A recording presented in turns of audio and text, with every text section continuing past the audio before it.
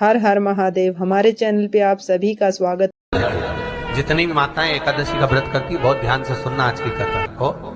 शायद जिंदगी में मिली ना मिली, और ये कथा का रिश्ता तो बहुत ध्यान से सुनना। स्कंद पुराण यहाँ तक कहती है कि इस कथा के चरित्र को जो श्रवण कर लेता है उसको 26 एकादशी करना भी नहीं पड़ती। इस एकादशी की केवल ये कथा सुनकर ही वो तर जाता है। बहुत ध्यान से सुनना इसको, कथा को। एकादशी के दिन जब आप जल शंकर को चढ़ाने तो रोज ही जाते हैं। जब एकादशी का दिन रहे और शंकर जी के मंदिर में आप जल समर्पित करें तो 3 बार मुख से स्वधा स्वधा स्वधा या स्वधा स्तोत्र का पाठ, जिसमें 12 श्लोक।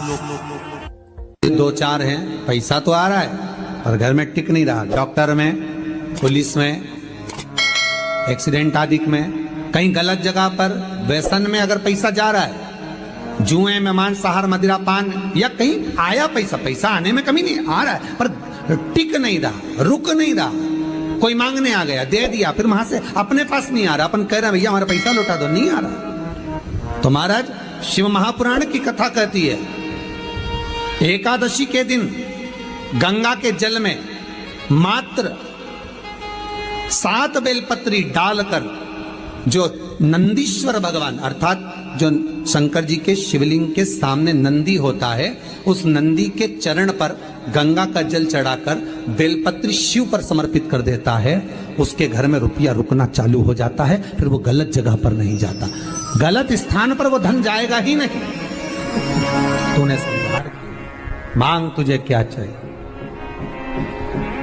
एकादशी ने भगवान विष्णु से कहा, नाथ प्रभु वर दे दो, मृत्यु लोक में जो मनुष्य मेरा व्रत करेगा, चाहे जलचर, थलचर, वायुचर या सांसारिक मनुष्य, मेरा अगर एकादशी का व्रत करेगा प्रभु, उसके यहाँ धन धान्य वैभव सुख संपदा बढ़ेगी और उस जीवात्मा को नरक नहीं भोगना पड़ेगा, सीधे बैकुंठ का उसको वास मिलेगा।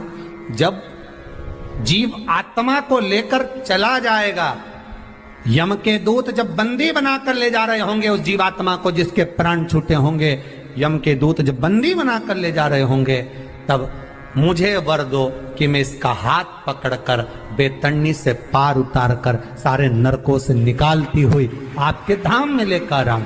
भगवान ने वर दे दिया, तथास्तु। हे एकादशी सुनो, मृत्यु लोक का मनुष्य अन्न का त्याग कर कर, क्योंकि अन्न में एकादशी के दिन पाप पुरुष रहता है, अन्न का त्याग कर कर एकादशी के दिन जो मनुष्य तुम्हारा व्रत धारण करेगा, उस व्रत को करेगा और उस व्रत को धारण करेगा, उसकी मनोकामना पूर्ण होकर वो मेरे ही धाम को जाएगा।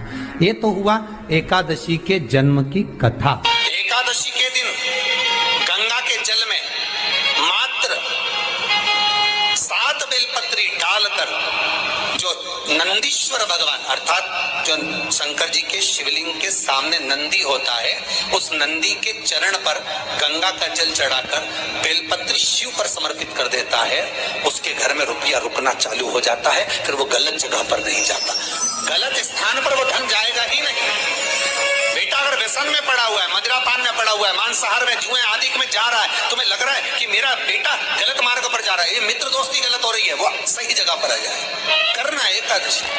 कई लोग इसको धन के लिए भी करते हैं, संपदा के लिए। संपदा के लिए अर्थात जिसका व्यापार नहीं चलता, जिसके घर में पैसा नहीं आता, या नौकरी नहीं लग रही, या सर्विस नहीं लग रही, आप अप्लाई कर रहे हो, जगह जगह जाकर इंटरव्यू भी दे रहे हो और पैसा नहीं आता, तो उसके लिए भी प्रयास किया जाता है। पर उसके लिए यहाँ पर जो धन के लिए करते हैं, उसके लिए विष्णुपदी के लिए करते हैं। मतलब जैसे गंगा के जल में तुलसी के 11 पत्ते डाले जाते हैं और उसको किसी भी नारायण के मंदिर में, राम कृष्ण शिव शंकर नहीं, राम कृष्ण भगवान विष्णु दत्त आदि जितने नारायण के मंदिर हैं, उस मंदिर में किसी भी पात्र में, एक छोटे से पात्र में उसको भरकर रखी जाते हैं महाराज, उससे भी जॉब, सर्विस, नौकरी में सफलता प्राप्त हो जाती है। परंतु वो भी एकादशी को ही होता है। कुछ देर तक पात्र को रखा जाता है, फिर वही पात्र का जल किसी भी वृक्ष के नीचे डाल दिया जाता है, उससे भी नौकरी के लिए फायदा मिलता है। गंगा का जल कोई साधारण नहीं।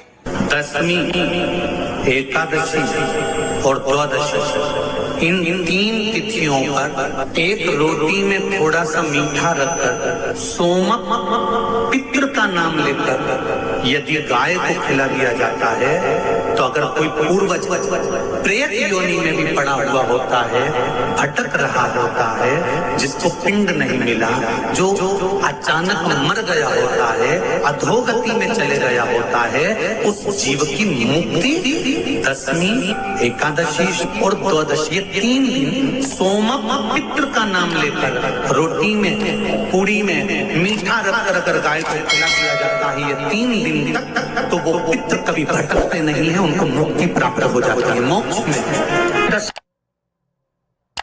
नहीं, एकादशी है कौन? क्यों इसकी इतनी प्रधानता है? क्यों इसकी पुण्यता है? ऐसा क्या है एकादशी में जो इसकी पुण्यता मानी जाए? कौन है ये जो भगवान नारायण तक एकादशी का व्रत करते हैं? सुभद्रा जी को भगवान जगन्नाथ ने, जगदीश ने एकादशी का व्रत कराया था। बद्रीनारायण भगवान को माता लक्ष्मी ने एकादशी का व्रत कराया था। क्यों?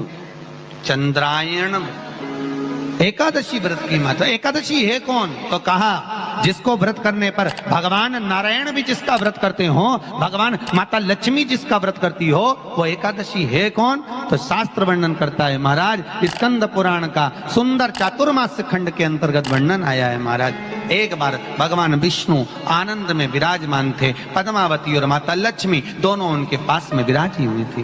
भगवान लक्ष्मी और पद्मावती दोनों बैठी, एक सिर के पास, एक चरण के पास। कुछ समय बाद वहीं पर ब्रह्मदेव का आगमन हुआ और ब्रह्मा जी आगमन पाकर भगवान नारायण पद्मावती से लगकर उठे और उठकर लक्ष्मी की ओर झुके। झुकने पर इन तीनों के समागम से भगवान नारायण के हृदय चित्त से एक कन्या प्रकट हो गई। उस कन्या का नाम एका था। क्या नाम था? एका। अब 10 उसके गुण इतने प्रबल थे, वो 10 गुण उसके बड़े प्रबल थे कि वो एका जिसको निहारती थी उसको संपदावान बना देती थी, जिसको देख लेती थी उसके जीवन में वो आनंद की अनुभूतियां करा देती थी। एका जिस मार्ग से जाती थी उस मार्ग के द्वार खोल देती थी। एका का पुण्य इतना पुण्य प्रखर। पद्मावती और लक्ष्मी ने कहा महाराज ये बेटी आपके द्वारा निर्मित हुई है, इसका कन्यादान करना चाहिए। हमारे यहाँ हिंदू धर्म में रीति है, जिस दिन कन्यादान करा जाता है उस दिन व्रत रखा जाता है। अब आजकल रखते कि नहीं रखते हो मालूम नहीं, और कन्यादान करते समय व्रत रखा जाता है। व्रत रख श्री एकादशी के दिन कभी कभी तुम बद्रीनाथ चले जाओ, एकादशी के दिन तुम द्वारका चले जाओ, एकादशी के दिन तुम तिरुपति चले जाओ, एकादशी के दिन तुम जगन्नाथ चले जाओ, एकादशी के दिन तुम तुम्हारी मर्जी पड़े भगवान के किसी धाम में चले जाओ और भगवान को भोग लगाओ और उनकी थाली को झांक कर देखना, उसमें चावल जरूर मिलेगा। उसमें ऐसा नहीं है कि चावल नहीं मिलेगा। बद्री नारायण में भगवान को चावल का भोग लगा हुआ मिलेगा, द्वारका में चावल का भोग लगा हुआ मिलेगा, आपको जगन्नाथ में चावल का भोग लगा हुआ मिलेगा, तिरुपति में मिलेगा, द्वारकाधीश में मिलेगा, नाथद्वारा में मिलेगा, सांवरिया सेठ में मिलेगा, काकरोली जी में मिलेगा। आप जहां जाओगे वहां पर एकादशी के दिन भगवान को चावल आएगा, क्योंकि भगवान के लिए परहेज नहीं है।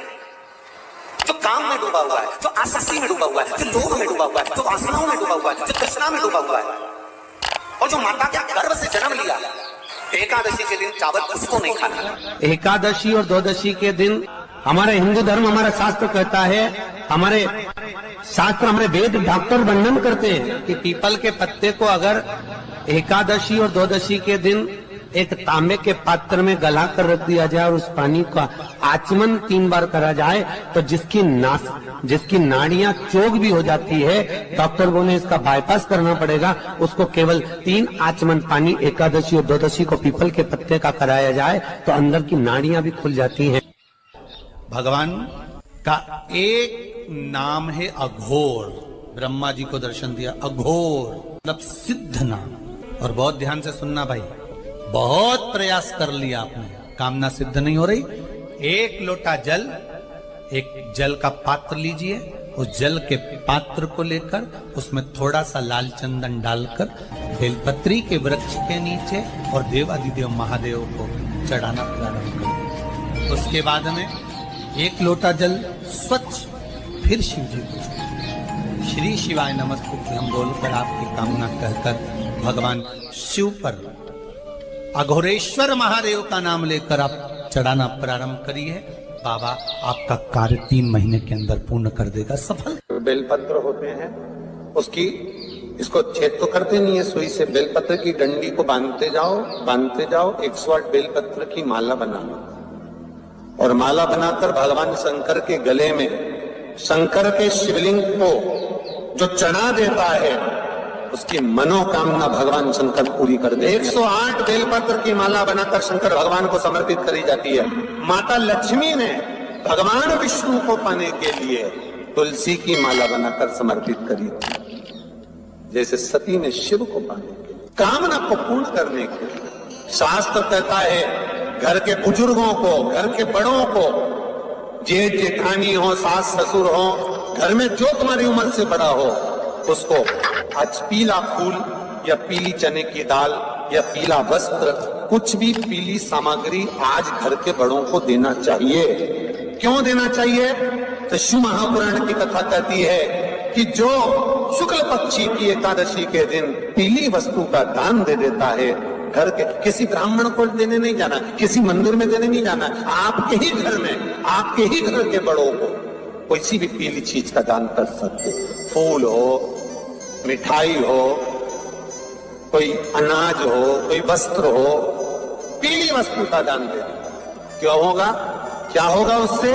शिव महापुराण की कथा कहती है उससे जिंदगी में कभी बड़ी बीमारी प्रवेश नहीं करती। सनातन धर्म कहता है वट वृक्ष की पूजन करने वाला, वट वृक्ष के नीचे शिव की आराधना करने वाला, लौंग समर्पित कर जल चढ़ाने वाले का जैसे कर्ज मुक्ति होती है, उसी तरह आंवले के वृक्ष के नीचे मात्र ताजा मिष्ठान दूध का बनाकर उस सामग्री को भगवान आंवले के वृक्ष के नीचे पूजन करने से लक्ष्मी और संपदा की वृद्धि होती है। शमी के वृक्ष के नीचे मात्र औघड़दानी अवधूतेश्वर महादेव के नाम से, तो कहते हैं शरीर में बड़ी से बड़ी अगर बीमारी है, कहीं कैंसर जैसा रोग है या किडनी लीवर जैसा रोग है, कोई गांठ अगर शरीर में हो गई है, तो शमी के वृक्ष के नीचे दूध का जल थोड़ा सा हफ्ते में एक बार अवधूतेश्वर महादेव के नाम से समर्पित कर देने से रोग का निवारण होने लगता है, रोग थम जाता है और आगे नहीं बढ़ पाता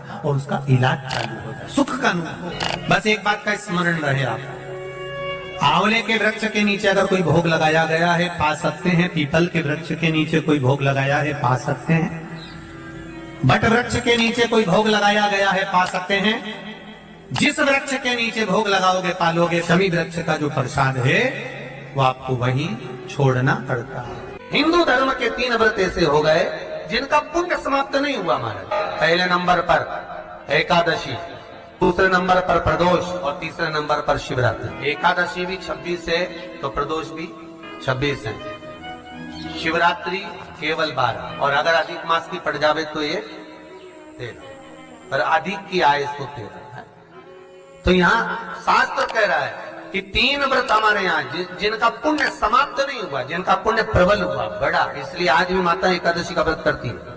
और एकादशी का व्रत कर अगर कोई जीवात्मा को देते हैं, कोई मर भी गया तो उसको एकादशी का दान देते हैं। बहुत ध्यान से आज की कथा सुनना कि एकादशी का भादों का महीना, घर से जब जल लेकर जाओ तो ये विचार कर जाना, आज मैं शिव को काशी में, आज मैं शिव को केदार में, आज शिव को अमरनाथ में, आज शिव को भीमाशंकर में, आज शिव को मल्लिकार्जुन में। और फिर निवेदन करूंगा, जिस बहन को 19 और 20 साल तक भी औलाद नहीं हुई हो तो कृष्णेश्वर महादेव का नाम लेकर का जल तुम्बकेश्वर महादेव का नाम लेकर चढ़ा कर देखना। कहीं नहीं जाना, अपने नजदीक में, अपने घर के पास में, अपने मोहल्ले में, अपनी गली में, अपने चौराहे पर, अपने घर के पास में जो शिवालय हो, जो शंकर का मंदिर हो, वहां जाओ, तो जल समर्पित करो। इकॉनमी नहीं टिकती, जिसकी संपदा नहीं बढ़ती, जिसका व्यापार नहीं चलता, जिसकी सर्विस नौकरी सही नहीं हो रही, उसको सोमवार के दिन अगर बेलपत्री के पेड़ के नीचे जो दिया लगाता है, उसके घर में कभी संपदा की कमी नहीं आती। साहब कह दिया कि तुम्हारे भाग्य में दुख लिखा है, किसी ने कह दिया तुम्हारी किस्मत में तकलीफ लिखी है, किसी ने कह दिया तुम्हारी किस्मत में घाटा लिखा है। देवता ने अगर तुम्हारा भाग्य लिखा है, लिख दें दो। भाग्य को पलटने की जवाबदारी केवल एक के पास है, और वो देवाधिदेव महादेव के पास है। श्री शिवाय नमस्तुभ्यम कर चिपका कर देखिए, एक बार अपने द्वार पर अपनी चौखट पर लिख कर देखिए, घर का वाइब्रेशन क्या कहता है। 6 महीने अंदाजा लगाना, पर्चे पर लिखना, इतनी तारीख को चिपकाया था, मेरा आज 6 महीने के अंदर कितने शुभ कार्य हुए हैं, कितने मंगल कार्य हुए हैं, मेरे घर की आवक बढ़ी कि नहीं बढ़ी, मेरा वैभव बढ़ा कि नहीं बढ़ा, मेरा घर में शांति बढ़ी कि नहीं बढ़ी। उस श्री शिवाय नमस्तुभ्यम बोलने वाले का मुख कदर क्यों, किस लिए लिखना? क्योंकि तुम्हारे दरवाजे पर जो आएगा, दरवाजे पर पहले पड़ेगा, उसके दरवाजा खोलते से उसके मुख का तुम दर्शन करोगे तो तुम्हारा कल्याण अपने आप होना प्रारंभ हो जाएगा। आपके दरवाजे पर श्री शिवाय नमस्तुभ्यम लिखा है, किसी ने दरवाजा बजाया, बेल बजाई, घंटी बजाई, और आपके दरवाजे पर आकर खड़ा हुआ, उसने सबसे पहले क्या पढ़ा? बोलो जम के। सबसे पहले पढ़ा उसने श्री शिवाय नमस्तुभ्यम। उसका पढ़ते सी, उसके मुख का दरवाजा खोलते सी दर्शन करोगे, अपना कल्याण हो रहा है, अपना स्वयं का कल्याण हो रहा है।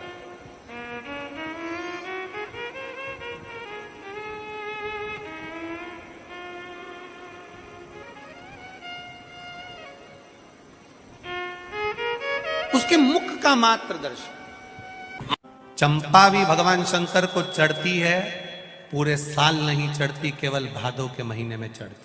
सोमवार के दिन भगवान शंकर को अगर जल चढ़ाया जाता है तो हमारे घर में शीतलता का अनुभव होता है। जिस दिन मेरा भोले बाबा तुम पर कृपा कर दे, उस दिन सोमवार का एक नियम बना कि महीने का एक सोमवार मुझे ऐसा करना है, 3 नियम धारण करना है महीने के सोमवार को। पहला, सुबेरे जाकर शंकर भगवान को 1 लोटा जल चढ़ाना है। दूसरा, दोपहर के समय पर जाकर मुझे बेलपत्री के वृक्ष के नीचे खाना रखकर बेलपत्री की 7, 11, 21, 108, 51 जितनी परिक्रमा आप लगा सकते हो वो लगाना है।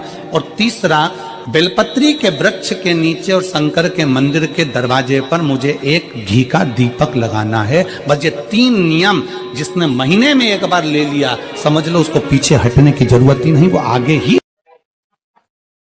शिव महापुराण की कथा तो यहां तक कहती है कि अगर आप सोमवार का व्रत करते हो, संकट सोमवार का व्रत करते हो, 16 सोमवार का व्रत करते हो, और आप सोमवार के दिन अगर बेलपत्री के वृक्ष से बेलपत्र तोड़ रहे हो तो उसका भी दोष है महाराज। अच्छे से समझ लेना,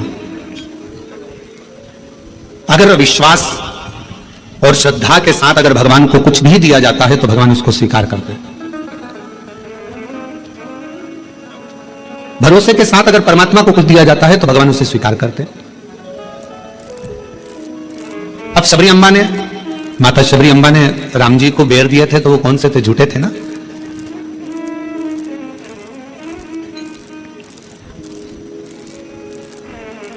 और निर्मल मन हो तो रघुवर शबरी के घर भी आते हैं। अगर मेरे भगवान तुम्हारा मन निर्मल है, श्रद्धा पूर्ण है, विश्वास पूर्ण है, तो मेरे राम जैसे शबरी के यहां आकर झूठे बेर को पा लेते हैं। शिव महापुराण की कथा कहती है तुम्हारा जल कैसा भी है, अगर तुम विश्वास के साथ और श्रद्धा के साथ दे रहे हो तो मेरा शंकर उसे स्वीकार करता ही है, मेरा शिव उसे स्वीकार करेगा। मेरा भगवान ऐसा नहीं कि उसको स्वीकार नहीं करेगा। सोमवार पढ़े आप उस पर कर लीजिए। एक बात बहुत ध्यान दीजिएगा, अगर कहीं नौकरी नहीं लग रही है, सर्विस नहीं है, नौकरी नहीं है, और आप कई बार इंटरव्यू दिया है, एग्जाम में बैठ भी गए, कंपटीशन एग्जाम में भी बैठे हो, और अगर नहीं हो रहा, कंपटीशन एग्जाम क्लियर नहीं हो रहा, या सीए का एग्जाम है या अन्य चीजों की पढ़ाई आप कर रहे हैं, या कहीं नौकरी के लिए अप्लाई कर रहे हैं, नहीं हो रहा, 5 शमी पत्र, कितने जम के बोलो जरा, 5 शमी पत्र, 5 बेल पत्र, 5 मूंग के दाने, काय के दाने?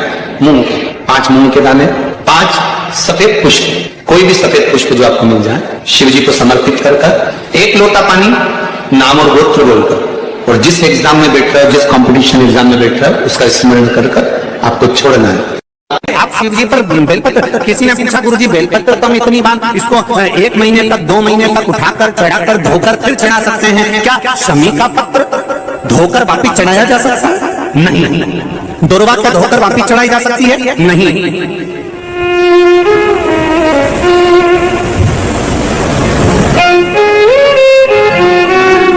शमी का पत्र धोकर वापिस नहीं चढ़ाया जा सकता, फिर धो लोगे फिर चढ़ा दोगे, ये नहीं हो सकता।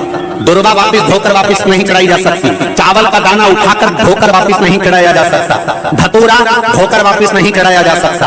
केवल एक बेलपत्र ऐसी है, केवल एक बेल का पत्ता ऐसा है जिसमें ब्रह्मा विष्णु महेश और 64 योगिनियां और 33 कौटी देवता, आपको पहले भी कहा यहां से यहां तक 64 योगिनियां, यहां से यहां तक 33 कोटि देवता इस बेलपत्र के अंदर विराजमान है। इसलिए इसको आप बार बार धोकर चढ़ाओगे तो भी वो स्वीकार कर लेगा, और बाकी की चीजों को नहीं। बाकी की चीजों को तुम सोचो कि शमी पत्ते को धो लें, शमी पत्र को धो लें और वापिस चढ़ा दे? नहीं। दुर्वा को धो लें वापिस चढ़ा दे? नहीं। चावल के दाने को वापिस धो लें चढ़ा दे? नहीं। धतूरे को वापिस धोकर चढ़ा दे? नहीं। केवल एक बेलपत्र ऐसा है जिसको धोया जाए चढ़ाया जाए। शिव जी पर अगर धो भी नहीं पाओ तो केवल उठाया और भगवान का पंचाक्षर मंत्र बोला, नमः शिवाय बोला, तो ही चढ़ा दिया, तो ही स्वीकार कर दिया। नहीं धोया तो भी स्वीकार, तो भी वो स्वीकार कर लेता और उसकी स्वीकृति हो जाती है। जब उसके आनंद सुख को, उसके आनंद भाव को वो स्वीकार कर लेता है, स्वीकार धारण कर लेता है, केवल उसका समर्पण मूल होना चाहिए, केवल